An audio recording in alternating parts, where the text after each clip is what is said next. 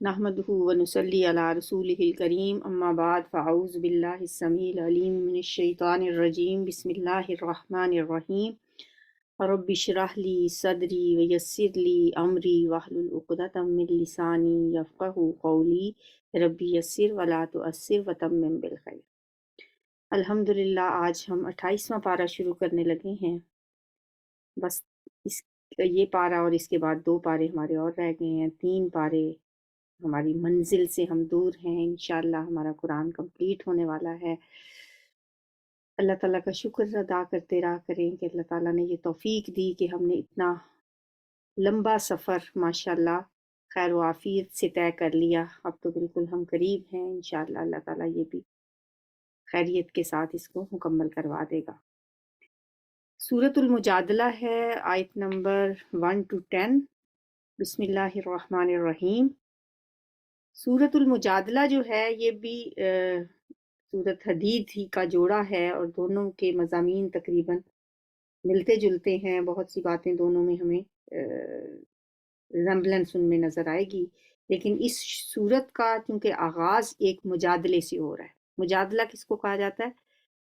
झगड़ा करना, बहस व तमहीज़ करना, जदल, जंगो जदल का लफ्ज़ भी इसी से होता है। मुजादला, झगड़ा करने वाली। इसके शुरू में एक ख़ास किस्म का आइली मसला डिस्कस हुआ है, जिसकी वजह से इस सूरत का नाम सूरतुल मुजादला है। सूरत का आगाज़ करते हैं। बिस्मिल्लाहिर्रहमानिर्रहीम। क़द समी अल्लाहु, यकीनन सुन ली है। समिया, समिया का लफ्ज़ हम जब रुकू से उठते हैं उस वक्त कहते हैं समी अल्लाह, अल्लाह ने सुन ली है। हु, सुन ली है। लिमन, उस शख्स की बात। हमिदाहु, जिसने उसकी हम्द की। तो अब जब नमाज में आप कहें समी अल्लाहु लिमन हमिदा, तो आपको ये पता होना चाहिए कि आप क्या कह रहे हैं कि अल्लाह ने सुन ली है उसकी बात जिसने उसकी हम्द की। हमिदाहु, उसकी हम्द की। तो फिर साथ ही हम अल्लाह की हम्द करते हैं। रब्बना वलकल हम्द, अल्लाह तेरे ही लिए हम्द है। तो इस पहली ही आयत से आपने रिकॉल कर लिया कि नमाज में हम जब समी अल्लाहु लिमन हमिदा और रब्बना लकल हम्द या वलकल हम्द जो भी कहते हैं, तो उसका मतलब ये होता है। बाज़ औक़ात हम बेख्याली में ऐसे जैसे सोते में नमाज के अल्फाज अदा कर रहे होते हैं। अगर गौर करें तो बड़ी खूबसूरत अल्लाह ताला ने हमें तरीका सिखाया है अपने से हम कलाम होने का, अल्लाह से बात करने का। ये किसकी बात सुन ली है अल्लाह ने? क़द समी अल्लाहु, यकीनन सुन ली है अल्लाह ने। क़ौला, बात। अल्लती, उस औरत की।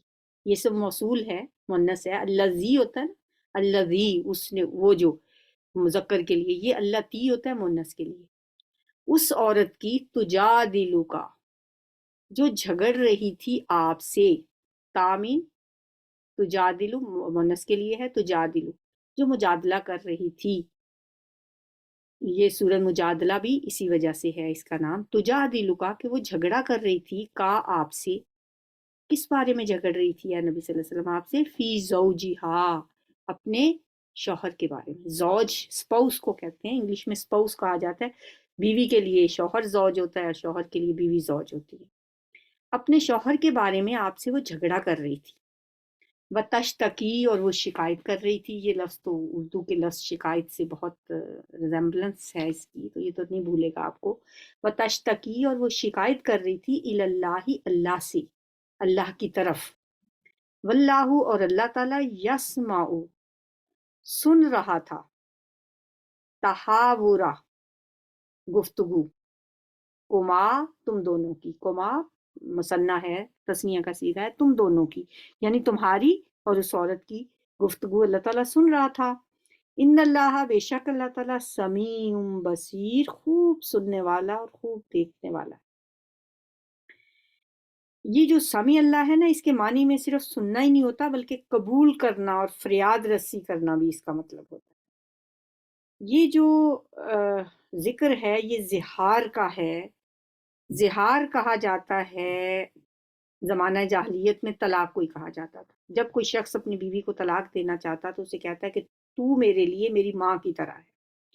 یانتی علیہ کا ظہر امی، یعنی اب تجھ کو ہاتھ لگانا میرے لیے ایسے ہی ہے گویا میں نے اپنی ماں کی پیٹھ کو ہاتھ لگایا، بس یہ کہنا ہوتا تھا، طلاق ہو جاتی تھی۔ بلکہ جو دوسری طلاق ہم دیتے ہیں اس میں تو حالات کے مطابق رجوع کی گنجائش ہوتی ہے، لیکن زہار کی صورت میں میاں بیوی میں عمر بھر کے لیے علیحدگی ہو جاتی تھی اور دوبارہ کبھی کسی بھی صورت میں میاں بیوی کے طور پہ وہ اکٹھے نہیں رہ سکتے تھے۔ اب ہوا یوں کہ ایک صحابی تھے، انصاری صحابی اوس بن صامت، انہوں نے اپنی بیوی حضرت خولہ بنت ثعلبہ کو غصے میں آ کے کہا کہ تو میرے لیے میری ماں کی طرح ہے، اور یہ کہنا تو طلاق ہی سمجھا جاتا تھا۔ اس لیے حضرت خولہ بنت ثعلبہ بہت پریشان ہوئیں۔ وہ تو خود تو زیادہ عمر کے تھے، بوڑھے تھے، لیکن ان کے بچے تھے۔ وہ بڑی پریشان ہوئیں کہ میں آپ اپنے بچوں کی کفالت کیسے کروں گی، انہوں نے مجھے یہ کہہ دیا ہے تو بس اب تو طلاق ہو گئی۔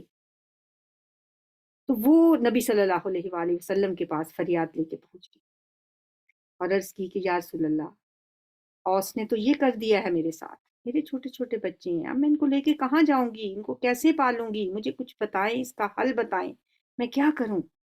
آپ نے فرمایا کہ زہار کے بارے میں اللہ نے ابھی تک کوئی حکم نازل نہیں فرمایا، اس لیے میں ابھی کچھ نہیں کہہ سکتا، لیکن وہ بدستور آپ سے اسی طرح سے اصرار کرتی رہی کہ آپ میرا کچھ کریں، میرا کیا بنے گا، میرے بچے تباہ ہو جائیں گے۔ اور کبھی وہ نبی صلی اللہ علیہ وسلم سے مخاطب ہوتی اور کبھی ڈائریکٹ اللہ سے مخاطب ہوتی کہ اللہ تو ہی میری فریاد سن لے، تو میرے لیے کوئی راستہ نکال دے۔ اور روایات میں آتا ہے کہ اسی تکرار اور اصرار کے دوران اللہ تعالیٰ نے یہ آیات نازل کر دی۔ کتنا خصوصی انداز ہے، کیسے شفقت بھرا اللہ کا کلام اس عورت کے بارے میں نازل ہوا کہ نبی صلی اللہ علیہ وسلم، اللہ نے اس خاتون کی بحث سن لی ہے، یہ جو آپ کے ساتھ تکرار کر رہی ہے اللہ تک پہنچ گئی ہے بات۔ خولہ بنت ثعلبہ کی فریاد کی فریاد سے اللہ کی رحمت جوش میں آ گئی اور اللہ تعالیٰ نے زہار کے بارے میں ایک مستقل قانون بنا دیا۔ آپ دیکھیں کہ کیا اس عورت کا مرتبہ ہے۔ حضرت عمر رضی اللہ تعالیٰ عنہ اپنے دور خلافت میں ایک دفعہ اپنے ساتھیوں کے ساتھ کہیں جا رہے تھے تو ایک عورت نے آپ سے راستے میں آپ کو روک لیا اور آپ سے بات کرنے لگی۔ ساتھیوں نے کہا کہ اے خلیفۃ المسلمین، آپ ہم اتنے اہم کام سے کہیں جا رہے ہوں گے، آپ ایک عورت کے پاس اتنی دیر کھڑے رہے۔ حضرت عمر نے فرمایا یہ خولہ بنت ثعلبہ ہے، ان کی بات تو ساتویں آسمان پہ اللہ بھی سنتا ہے، تو عمر کون ہوتا ہے کہ اس کی بات نہ سنے کھڑے ہو کے؟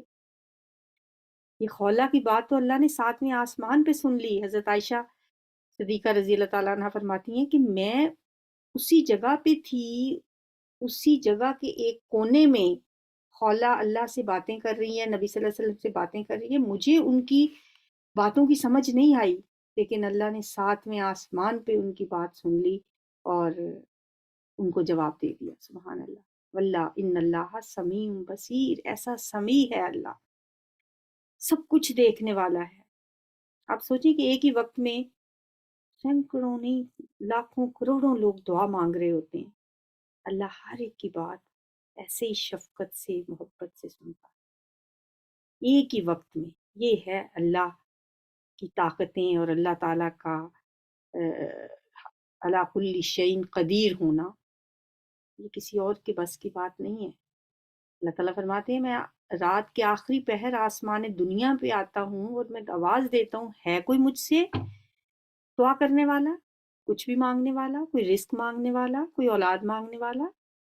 تو کتنے لوگ اللہ سے فریادیں کرتے ہیں اور اللہ تعالیٰ کتنے لوگوں کی فریاد رسی کرتے ہیں۔ ان اللہ سمیع بصیر، اللہ بہت سننے والا، یہ مبالغے کا صیغہ ہے، سمیع بھی بصیر بھی، بہت سننے والا اور خوب دیکھنے والا ہے۔ اب ہے جی زہار کے بارے میں اگلی آیات میں اللہ تعالیٰ نے 3 آیات میں ایک قانون بنا دیا کہ اللہ دینا، جو لوگ یظاہرون، زہار اسی کو کہا جاتا ہے نا کہ اپنی بیوی کو اپنی ماں کی طرح کہہ دینا، وہ لوگ جو زہار کرتے ہیں منکم، تم میں سے، من نسائہم، اپنی عورتوں سے، یعنی انہیں ماں کہہ دیتے ہیں. ماں ہننا، نہیں وہ عورتیں، نہیں وہ ہو جاتی امہاتہم ان کی مائیں. امن ماں کو کہتے ہیں، امہات اس کی جمع ہے، جیسے ہم کہتے ہیں امہات المومنین، مومنوں کی مائیں، نبی صلی اللہ علیہ وسلم کی بیویاں. ماں ہننا امہاتہم، نہیں وہ ہو جاتی ان کی مائیں. ان امہاتہم، نہیں ہیں ان کی مائیں. اب یہ ان کا مطلب تو اگر ہوتا ہے، یہاں نہیں کیوں آ رہا ہے؟ اللہ کی وجہ سے. نہیں ہیں ان کی مائیں الا مگر اللہ، وہی جو ولدنہم، جنہوں نے انہیں جنم دیا ہے. ماں تو وہ ہوتی ہے جس نے جنم دیا ہو. صرف کہہ دینے سے کوئی آپ کی ماں نہیں بن جاتی. وَإِنَّهُمْ، اور بے شک وہ، لَيَقُولُونَ، یقیناً وہ کہتے ہیں، مُنکرم من القولی، بری بات، وَزُورًا، اور جھوٹ. وہ جھوٹی بات کہتے ہیں، بہت بری بات منہ سے نکالتے ہیں. وَإِنَّ اللَّهَ، اور بے شک اللہ تعالیٰ، لَعَفُوٌّ غفور، یقیناً بہت معاف کرنے والا اور بہت بخشنے والا ہے. جس طرح کسی کو بیٹا کہہ دینے سے وہ اس کا بیٹا نہیں بن جاتا. سورہ احزاب میں ہم نے پالک بیٹے کے بارے میں بھی یہی قانون پڑھا تھا کہ منہ بولا بیٹا جو ہے اس کی کوئی قانونی اور شرعی حیثیت نہیں ہے. اسی طرح زبان سے اگر کوئی شخص اپنی بیوی کو ماں کہہ لے تو اس طرح کہنے سے اس کی کوئی حیثیت نہیں ہے، یعنی اس پہ طلاق نہیں ہوگی. یہ زمانہ جاہلیت کے اس قانون کو اللہ تعالیٰ نے یہاں توڑ دیا کہ اب اسلام کا نیا قانون کیا ہے کہ ماں کہہ دینے سے وہ عورت اس کی ماں نہیں بن جائے گی. ان امہاتہم، ان کی نہیں ہے ان کی مائیں، الا اللائی ولدنہم، مگر وہی جنہوں نے انہیں جنم دیا. یہ لوگ اپنی بیویوں کو ماں کہہ کر ایک بہت ہی غلط کام کرتے ہیں، ایک بہت ہی جھوٹی بات کہتے ہیں، ایک بہت ہی بری بات کہتے ہیں. یہ البتہ ضرور ہے، یہ نہایت ناپسندیدہ اور جھوٹی بات ہے جو وہ کہتے ہیں. شرمناک اور نامعقول بات اپنے منہ سے نکالتے ہیں. یہ کہنا جو ہے اب انہیں اس کی سزا ملے گی. ایسا نہیں ہے کہ ماں کہہ دینے سے وہ بیویاں ان کی ماں بن جائیں گی، بلکہ اب ان کو ایک خمیازہ بھگتنا پڑے گا، انہیں ایک پلنٹی پڑے گی ان پہ. ہاں البتہ چونکہ اس سے پہلے اللہ تعالیٰ نے اس کے بارے میں کچھ بتایا نہیں تھا، اس لیے اللہ بہت معاف کرنے والا ہے، بخشنے والا ہے. کہ زہار سے متعلق کوئی قانون نہیں تھا پہلے، اس لیے اللہ ان صحابی کو، اوس بن ثابت کو، اس معاملے میں معاف فرما دیں گے، اور اس سے پہلے جس کسی سے بھی یہ حرکت ہوئی ہے اللہ تعالیٰ اسے معاف فرما دیں. ہاں والذین یظاہرون، اور وہ لوگ جو زہار کرتے ہیں اپنی من نسائہم، اپنی بیویوں سے، ثم یعودون، پھر وہ رجوع کر لیتے ہیں، لما قالو، اس سے جو انہوں نے کہا. یعنی اب انہیں احساس ہو گیا، ظاہر ہے ایک صدیوں سے ایک روایت چلی آ رہی تھی کہ لوگوں سے اگر پھر بھی کسی سے اس طرح کی کوئی غلطی سرزد ہو جائے تو ان کے لیے قانون کیا ہے کہ اس طرح زہار کرنے سے پھر وہ رجوع کرتے ہیں، انہیں احساس ہو جاتا ہے کہ انہوں نے غلط کہا ہے، تو پھر وہ کیا کریں؟ فَتَحْرِيرُ رَقَبَةٍ مِّن قبلی، تحریر، حریت کانفرنس سنا ہوگا کبھی آپ نے، آزادی کے لیے یہ لفظ آتا ہے، ٹھیک ہے. تو تحریر کا مطلب لکھنا نہیں ہے، یہاں پہ تحریر کا مطلب ہے آزاد کرنا. رقبہ گردن کو کہتے ہیں، تو آزاد کرنا ہے ایک گردن کا، من قبلی، اس سے پہلے، ان یتماسا، کہ وہ دونوں ایک دوسرے کو ہاتھ لگائیں. اب ان دونوں کو ایک دوسرے سے ملنے سے پہلے کیا کرنا ہوگا کہ وہ آدمی جس نے یہ بات کی ہے وہ ایک غلام آزاد کرے گا.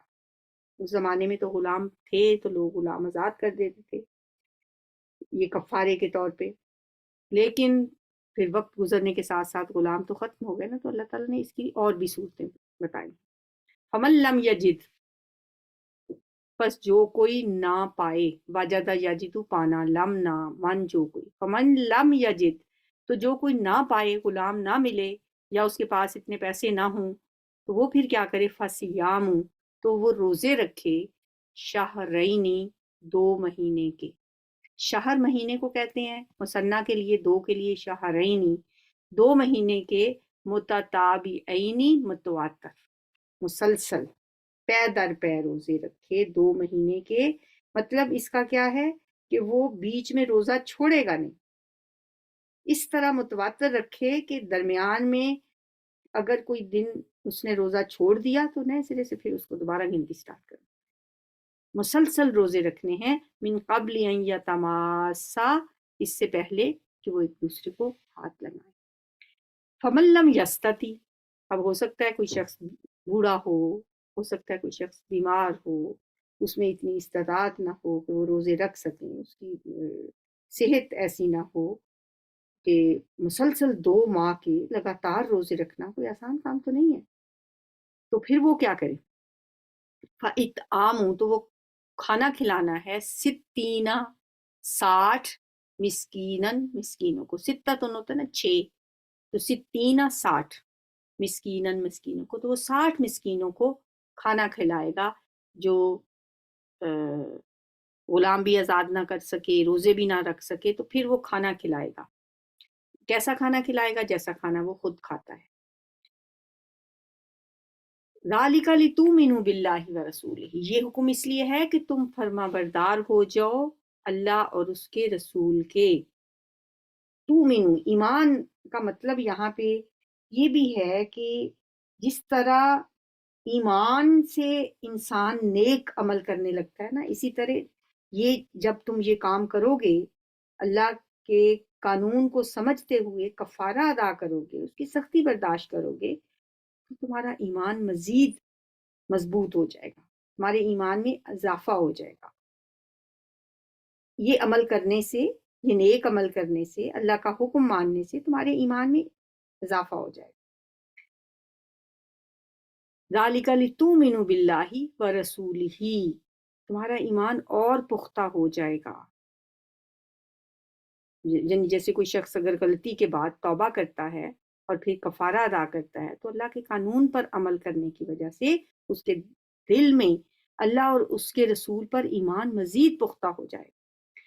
وَتِلْكَ حدود اللہ، اور یہ اللہ کی حدیں ہیں. وَلِلْكَافِرِينَ عَذَابٌ أَلِيمٌ، اور کافروں کے لیے دردناک عذاب. ان الذین یحادون اللہ ورسولہ، بے شک جو لوگ مخالفت کرتے ہیں، حادو، مخالفت کرنا، مطلب بہت کسی کے خلاف، بہت اس کے اگینسٹ جانا. حادہ، اس سے ہی یہ لفظ ہے یحادون، جو لوگ بہت سخت مخالفت کرتے ہیں. کس کی؟ اللہ و رسولہ، اللہ اور اس کے رسول کی. کوبیتو، وہ ذلیل کیے جائیں گے. کوبیتو ماضی مجہول کا صیغہ ہے، واقعہ مستقبل میں ہونے کی بات ہو رہی ہے کہ وہ ذلیل کیے جائیں گے، لیکن یہاں پہ صیغہ استعمال کیا گیا ہے ماضی کا. ماضی سے مستقبل کی بات کو تعبیر کرنے کا مطلب یہ ہے کہ اس کا واقعہ ہونا اسی طرح یقینی ہے جیسے سمجھو کہ یہ واقعہ ہو چکا ہے. چنانچہ ایسا ہی ہوا. مشرکین مکہ بدر والے دن کیسے ذلیل و خوار ہوئے.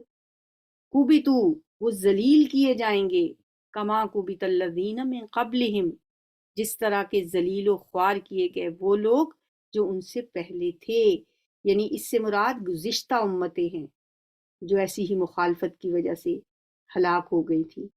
تو ان کا بھی یہی انجام ہوگا جو لوگ اللہ اور اس کے رسول کی مخالفت کرتے ہیں. اللہ اور اس کے رسول کی سے مراد یہاں پہ اللہ کا دین ہے. دراصل اللہ کے دین کی مخالفت ہی ہوتی ہے. اللہ کی تو پوری کائنات پہ اس کی تو حکومت قائم ہے، اسے تو سب مانتے ہی ہیں. کسی کی طرف سے اللہ کی مخالفت کرنے کا تو کوئی سوال ہی پیدا نہیں ہوتا. اللہ کے رسول سے بھی کسی کی ذاتی دشمنی نہیں تھی. دنیا میں جہاں کہیں اللہ کے رسول کی مخالفت کی جاتی ہے وہ بھی دراصل اللہ کے دین کی وجہ سے ہوتی ہے. سورہ نام میں ایک آیت تھی کہ فَإِنَّهُمْ لَا يُكَذِّبُونَكَ، اے نبی صلی اللہ علیہ وسلم یہ آپ کو تو نہیں جھٹلاتے، تسلی دی جا رہی ہے آپ کو، وَلَٰكِنَّ الظَّالِمِينَ بِآيَاتِ اللَّهِ يَجْحَدُونَ، یہ ظالم تو اللہ کی آیات کا انکار کر رہے ہیں، آپ کو نہیں جھٹلاتے۔ آپ کو جھٹلانے کا مطلب کیا ہے کہ یہ اللہ کی آیات کو نہیں مانتے، ان کی اصل دشمنی اللہ کے دین سے ہے، اور یہ دین بھی جب تک ان کو کچھ نہیں کہتا اس وقت تک جب تک ہم اس دین کو نافذ نہیں کرتے۔ کتابوں میں لکھا ہوا دین کسی کو کچھ نہیں کہتا، سیمینار کرتے رہیں، اس پہ آپ جو مرضی کرتے رہیں، کتابیں لکھتے رہیں، میرا خیال ہے کوئی مخالفت نہیں کرے گا، لیکن جب اللہ کے دین کی کا نفاذ کرنا چاہیں گے آپ تو اسی وقت باطل قوتیں اس کے خلاف اٹھ کھڑی ہوں گی۔ یہ ہمیشہ سے ہوتا آیا ہے، اس زمانے میں یہی ہوتا تھا۔ تو یہاں بتایا یہ جا رہا ہے کہ ان سے پہلی قوم فرعون کی تھی، عاد اور سمود کی قومیں تھیں، حضرت لوط کی قوم تھی، حضرت صالح علیہ السلام کی قوم تھی، انہوں نے بھی اللہ اور اس کے رسول کی مخالفت کی، تو پھر ان کا انجام کیا ہوا؟ تباہی و بربادی۔ جو انجام ان قوموں کا ہوا ہے ویسے ہی انجام سے اب یہ لوگ بھی نہیں بچ سکتے، قریش بھی کب تک بچیں گے؟ اور ایسا ہی ہوا۔ وَقَدْ أَنزَلْنَا آیَاتٍ بَيِّنَاتٍ، اور یقیناً ہم نے نازل کر دی ہیں واضح آیات، وَلِلْكَافِرِينَ عَذَابٌ مُّهِينٌ، اور کافروں کے لیے ذلیل کر دینے والا عذاب ہے۔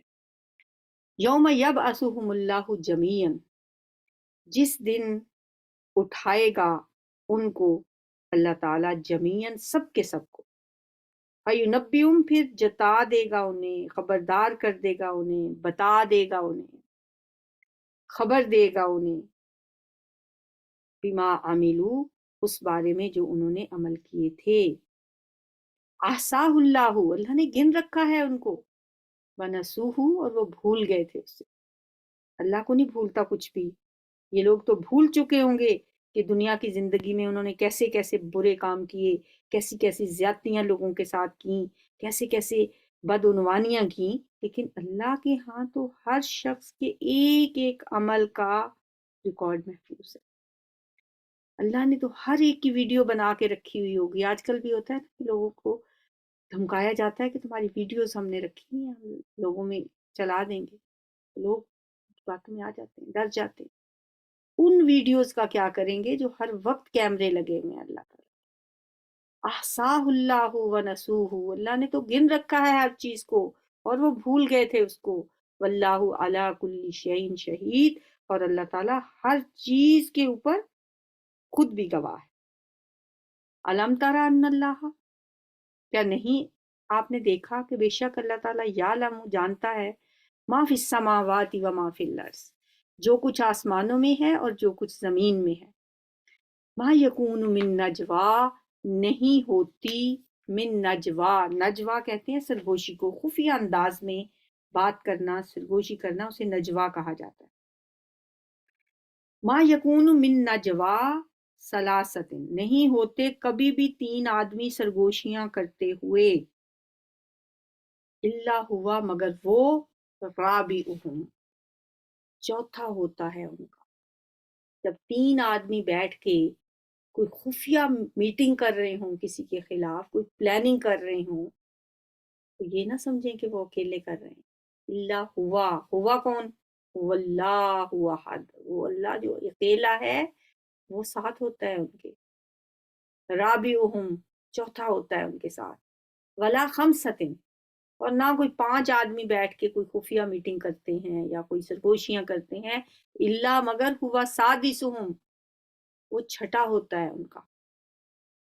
جب کوئی تین لوگ کر رہے ہوں تو وہ سمجھے چوتھا اللہ بھی وہاں موجود ہے۔ اگر وہ پانچ لوگ کوئی سازشیں کر رہے ہوں کسی کے خلاف تو وہ سمجھ لیں کہ چھٹا اللہ بھی موجود ہوتا ہے ان کے ساتھ۔ ہوتا یوں ہے کہ ہمیشہ جہاں بھی کہیں لوگ مل جل کے کام کرنے لگتے ہیں نا، تو شیطان ان میں کچھ اختلافات پیدا کرتا ہے، پھر لوگ اس کا تذکرہ کرتے ہیں، ایک دوسرے کے ساتھ ڈسکس کرتے ہیں، چھپ چھپ کے باتیں کرتے ہیں۔ یہ چیز اجتماعی زندگی کے لیے بڑی خطرناک ہوتی ہے۔ تو اللہ تعالیٰ یہاں پہ اس سے منع کر رہے ہیں کہ یہ چیز جو ہے یہ تمہاری اجتماعی زندگی کے لیے بہت ہی نقصان دہ ہے. یہ جو سرگوشیاں ہیں ان سے بچو ورنہ تمہارا اتحاد ختم ہو جائے گا. جب بھی تم سرگوشیاں کرتے ہو اللہ تمہاری باتیں سن رہا ہوتا ہے. منافقین سے یہ بات کہی جا رہی ہے جو عموماً مسلمانوں کے خلاف سازشیں کرتے رہتے تھے. ولا ادنا من ذالک، اور نہ اس سے کم، یعنی 5 سے 3 سے یہ جتنی تعداد بتائی گئی ہے اور اس سے کم بھی اگر ہوں، ولا اکثر، اور نہ اس سے زیادہ، الا ہوا، مگر وہ معہم ان کے ساتھ ہوتا ہے. اینما کانو، جہاں کہیں بھی وہ ہوں اللہ ان کے ساتھ ہوتا ہے. وہ جہاں بھی ہوں گے چاہے وہ 2 ہوں 4 ہوں 6 ہوں جتنے بھی ہوں اللہ ان کے ساتھ ہوتا ہے. ثم ینبئہم، پھر وہ خبر دے گا ان کو، بما عملو، اس کی جو انہوں نے عمل کیے، یوم القیامتی، قیامت کے دن. ان اللہ بکل شیء علیم، بے شک اللہ ہر چیز کو خوب جاننے والا ہے.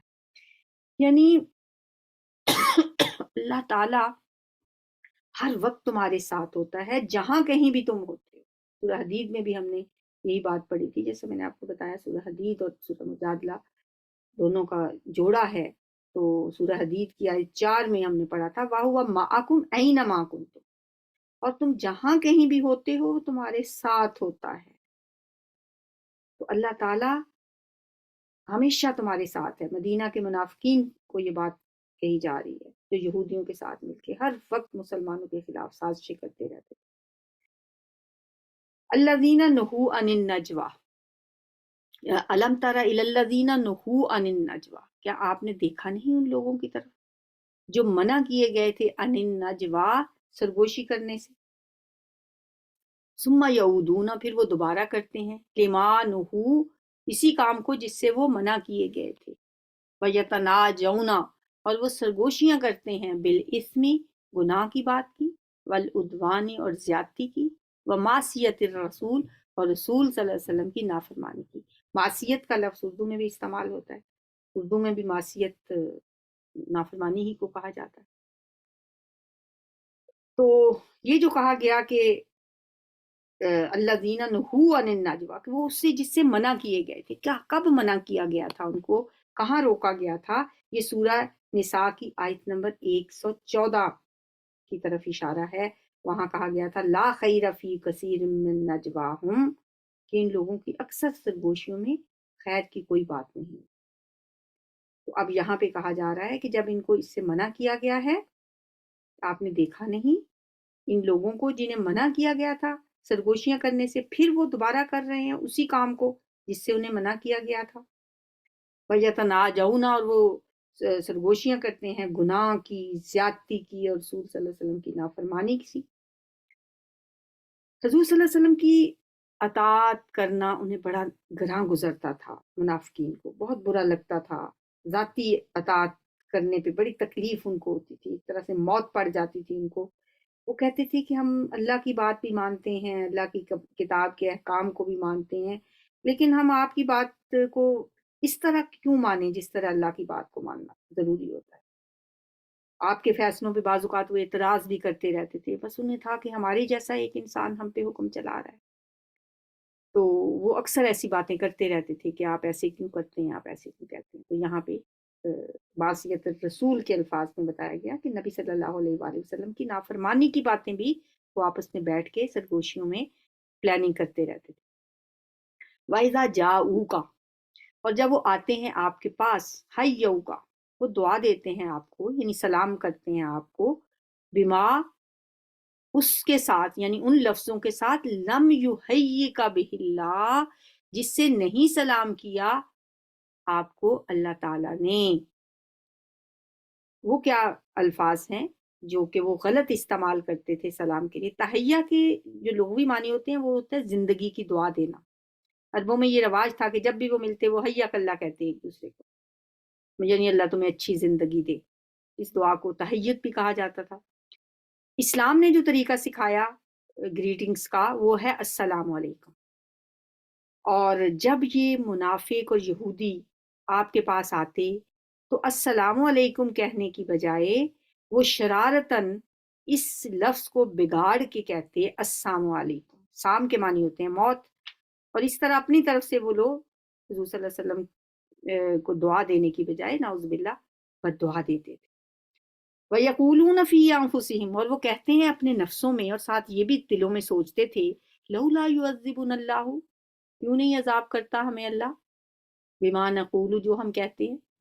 اگر یہ اللہ کے سچے رسول ہیں تو ہم تو سلام کرنے کی بجائے، دعا دینے کی بجائے ان کو بد دعا دے کے چلے جاتے ہیں، نہ انہیں پتہ چلتا ہے، نہ ان کے رب کو پتہ چلتا ہے، نہ وہ ہمیں پکڑتا ہے اس بات پہ۔ ایسی حرکت کرنے کے بعد تو چاہیے کہ اللہ تعالیٰ ہمیں زبانیں کھینچ لے ہماری۔ وہ جو خود سوچتے تھے یہ توہین اللہ تو کبھی برداشت نہ کرے اگر یہ اللہ کے سچے رسول ہوں۔ وہ سمجھتے تھے کہ بار بار ایسا کہنے پر بھی اگر ہمیں کچھ نہیں ہوتا تو اس کا مطلب ہے کہ اللہ کے یہ رسول سچے رسول نہیں۔ یہ منافقت کی اس حد پہ وہ لوگ پہنچ چکے تھے کہ بس وہ جو بچا کھچا ایمان تھا نا، اس میں بھی شک و شبہ کے کانٹے چبھے ہوئے تھے، جیسے ہم نے سورہ حدید میں بھی پڑھا تھا۔ اور اب ان کے پاس جو بچا کھچا ایمان تھا وہ بھی ختم ہوتا تھا،